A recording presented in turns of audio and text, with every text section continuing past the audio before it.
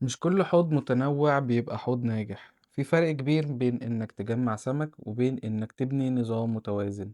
اللي قدامك هنا مش تشكيلة عشوائية، دي اختيارات مدروسة، كل نوع ليه دور وليه يتحط ومع مين.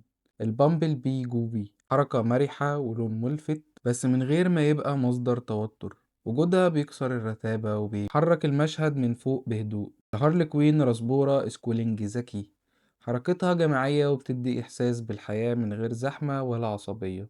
والكونجو تترا حجم وحضور ولمعة راقية، تظهر أكتر مع الإضاءة الصح وتدي عمق للحوض من غير ما تغطي على بقية الحوض. والبريكسون ريمبو ألوان بتبان مع الوقت، مش سمكة بتصرخ لكن بتكسبك بالتدريج وبالثبات.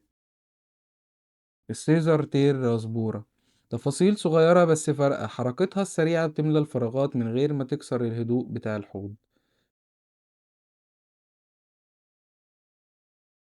والريمبو شاينر طاقة ولمعة لكن متحكم فيها، ومع البوسيماني ريمبو بتطلع تناغم لوني مش تنافس ولا صدام.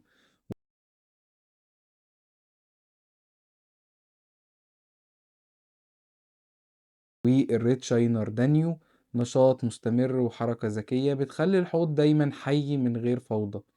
وفي القاع بيجمي كوردورس شغل هادي وتنظيف مستمر، حركة لطيفة من غير ما يقلب الزرع ولا يزعج باقي السمك. سياميز الجئيتور عامل شغال صامت مع الطحالب ومن غير ما يأثر على توازن الحوض خالص. الهيلينا سنيل تحكم طبيعي في القواقع من غير تدخل ولا كيماويات.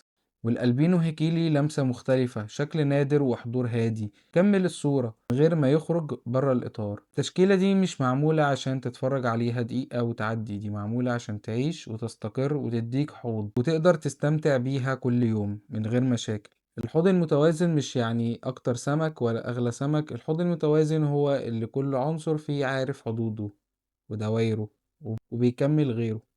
ولو فضلت متابع لآخر ثانية هتفهم إن اللي قدامك ده مش صدفة، ده شغل مبني على فهم وعلى تجربة واحترام للحوض قبل أي حاجة.